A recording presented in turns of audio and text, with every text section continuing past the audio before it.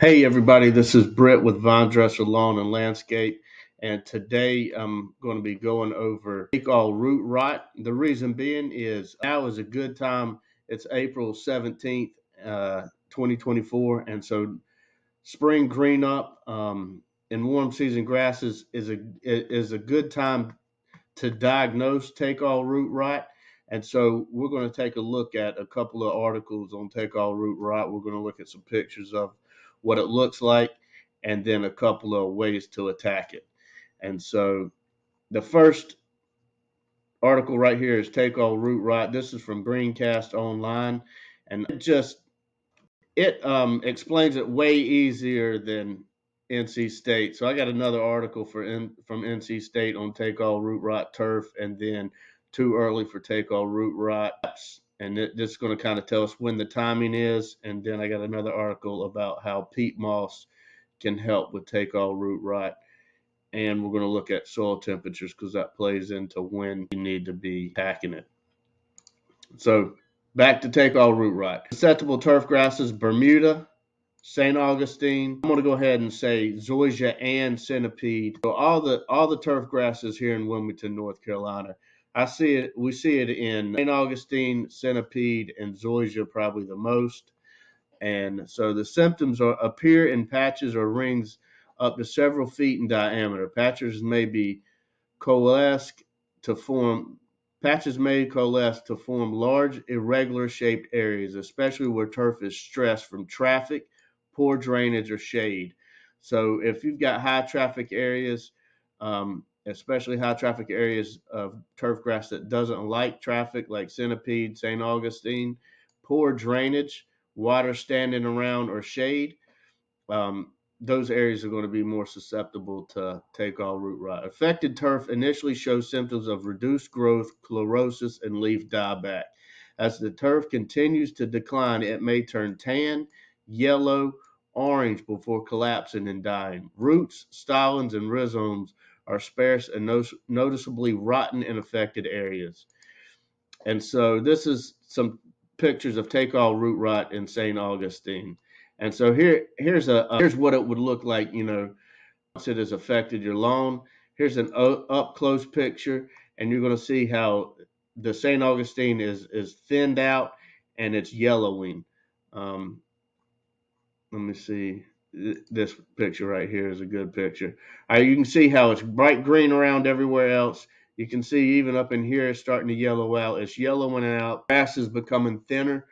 And then here's an up close picture of the actual grass. You can see how the roots have just been decimated by take all root rot. So there's some pictures of it. There's another picture of it. And so spring and the fall is when you're going to see it. And but we're going to talk about when, and here's another good picture. So if you had St. Augustine or centipede and it looks like this, and you can see the yellowing out and around, good chance it's take all root rot. So conditions favoring the disease. Take all root rot grows across a wide range of soil temperatures, but most infection likely occurs when turf grass is weak or stressed. Low light levels combined with cool temperatures or extended periods of wet weather are the most common triggers. The disease is most severe in poorly drained areas where soil pH is greater than 7.0.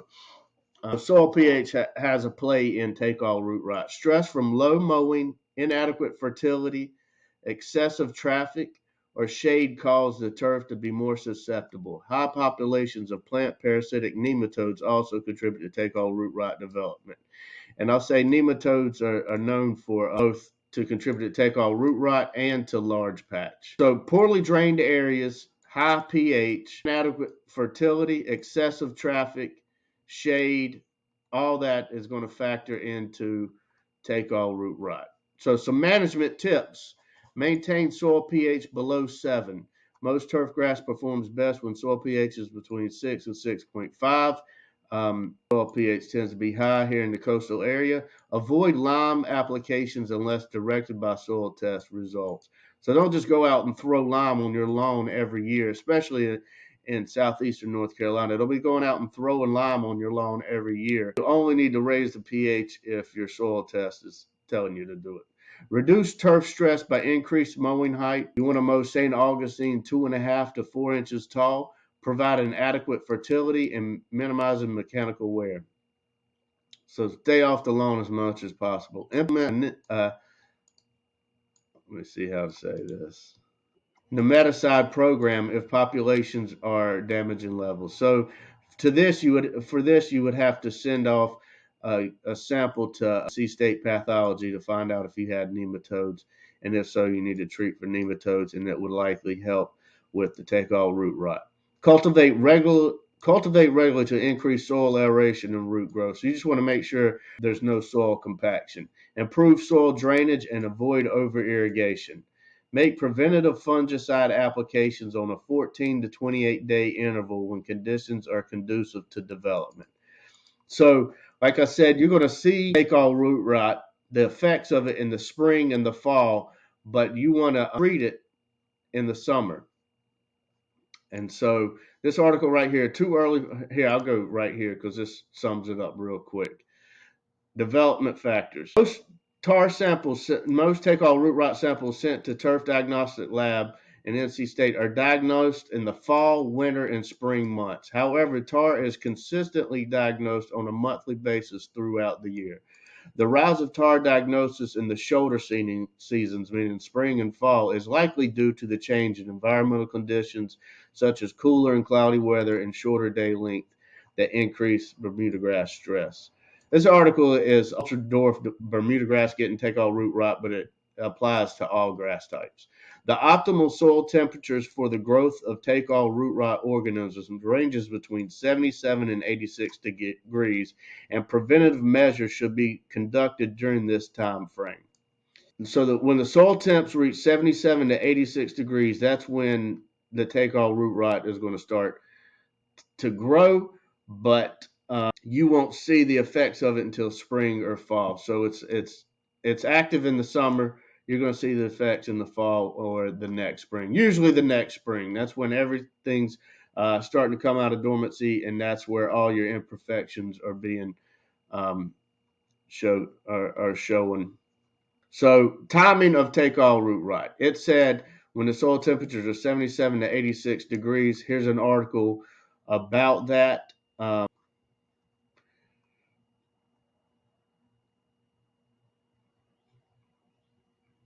And this was conducted at NC State. And so, looking at the average monthly soil temperatures data from 2019 to 2020 in Raleigh, we predict tar pathogens are most actively growing during the hot summer months, mid-May to mid-September.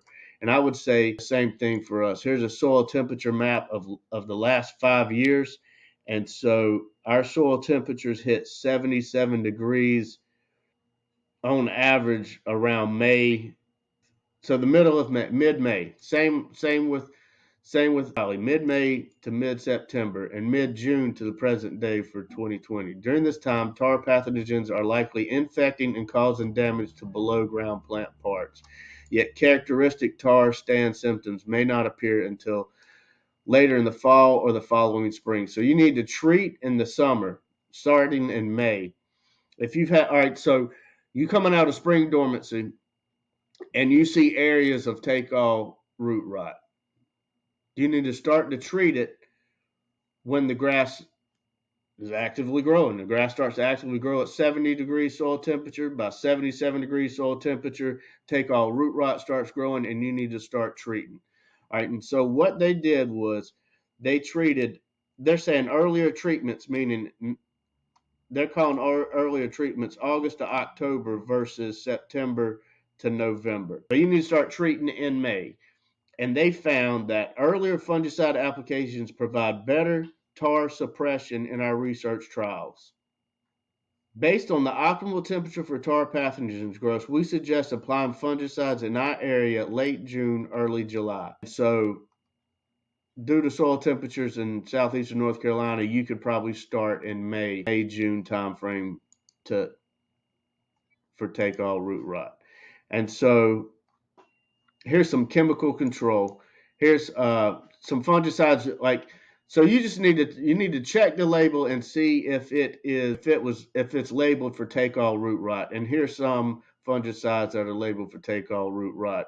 homeowners. Products marked with an asterisk are not labeled for home lawn use. So the ones without the asterisk are labeled for home. So Heritage, Headway, Kalita, Lexicon, Banner Max, Insignia, Balenton, and Tarxton. So those are all labeled for home lawn uses, and they suggest 4 applications, 21-day intervals. So if you're going to start at the end of May, beginning June, you want to say June, 4 apps, June, July, August, September, 21 days apart. So it'd be like 2 in June, 2 in August, 2 in June, 2 in July, and 1 in August.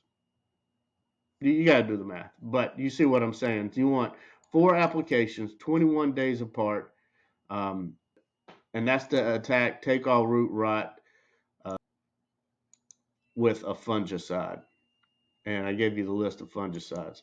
Here's an article by Texas A&M Research Center in Dallas in April 2003, and it's titled "PEATMOSS Top Dressing Control." And so I'm not going to go into the introduction. I'm not going to go into the field symptoms. I'm going to the meat and potatoes. All right, so their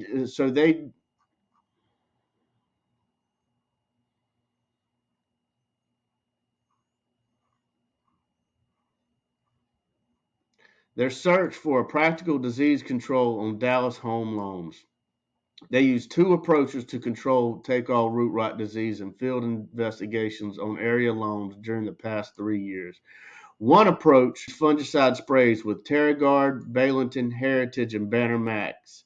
A second approach utilized top-dressing lawn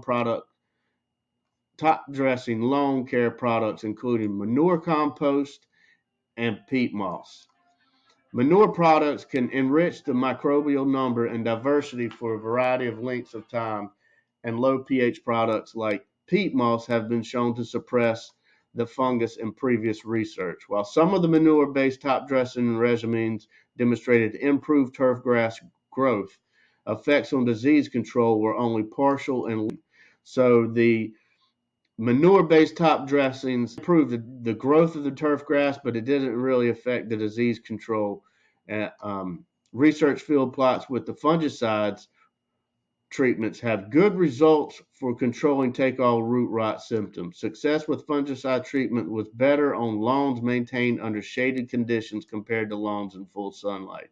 So they had success with the fungicides, but shaded areas, they saw more control than full sunlight. A second approach with top dressing using low pH top dressing with peat moss. This top dressing approach has consistently demonstrated tar disease suppression in field studies during the past 2 years. Our field comparisons of manure versus peat moss indicate the peat moss to be more effective long-term approach for reducing symptoms of tar disease. And so basically their findings is that peat moss will reduce take-all root rot. Some of the older research literature on fungus causing take-all root rot indicates its aversion to low pH. This might explain how the peat moss controls fungus on the exposed stolons and roots where the disease is active. And so you just put a layer of the peat moss right on top of the grass.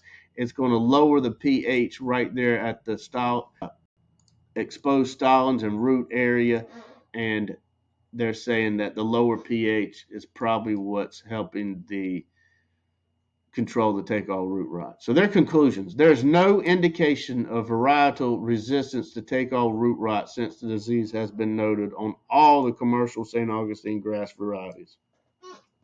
In Wilmington, you're going to most likely find Raleigh, St. Augustine, but all of them, all the St. Augustine grasses are susceptible to take-all root rot, and I would include centipede and zoysia grass to it. The use of fungicide applications is also limited, with only a few fungicides that are approved for the use on the disease. Although there is good evidence that fungicides are capable of controlling the disease, environmental conditions and vigor of the turf may pose some limitations on the effectiveness of fungicide treatments. So if the turf is doing poorly, the fungicide might not treat the disease as well. At this time, we have no explanation as to why we observed a lack of uniformity in the fungicide effectiveness on different lawns. All right, the use of organic top dressing to control turfgrass disease is a relatively new approach to controlling turfgrass diseases. Because of the complexity of the microbial antagonism, fertility values of top dressing materials, different types of diseases, and susceptibility of pathogens to pH, most of this type of research is directed by trial and error experimentation. They do not have we do have good evidence that acid peat moss top dressings result in control of take-all root rot on St. Augustine grass on Dallas area home lawns. So they know that peat moss is a good control of take-all root rot. In comparison studies, peat moss top dressing reduced symptoms of tar for longer periods than cow manure compost and is thus considered the more effective disease control. So out of cow manure and peat moss is the better choice. Additional research will address the best time to apply the peat moss. I would say, trial and error. Apply it in the spring when you see it, and then hit it again with peat moss when it's actively growing in the summer. So their conclusions. The hard calculations on the use of peat moss on urban lawns after exhaustive field testing, the equivalent of a 3.8 cubic foot bale per 1,000 square foot of turf is sufficient. So that's what a bale looks like. You can get them at Lowe's. I went to Home Depot. They didn't have them, but you can get a bale at Lowe's. And so they're saying one bale per 1,000 square foot is a standard recommendation. And you can just crack the bale open, put it on the lawn, turn the rake upside down and lightly rake it. You want to lightly rake it because, St. Augustine and Centipede both have runners just on top of the ground, so you don't want to rake up those runners, but you want to just work the peat moss into the top layer, down into the root and stalling zone of the St. Augustine and centipede grass. And so I hope this gives you a better understanding of take-all root rot and two ways to attack it. You can attack it by fungicides, 4 treatments in the summer, 21 days apart, or you can try the peat moss, or you can try both. If you got any questions or we can help you out in any way, let us know.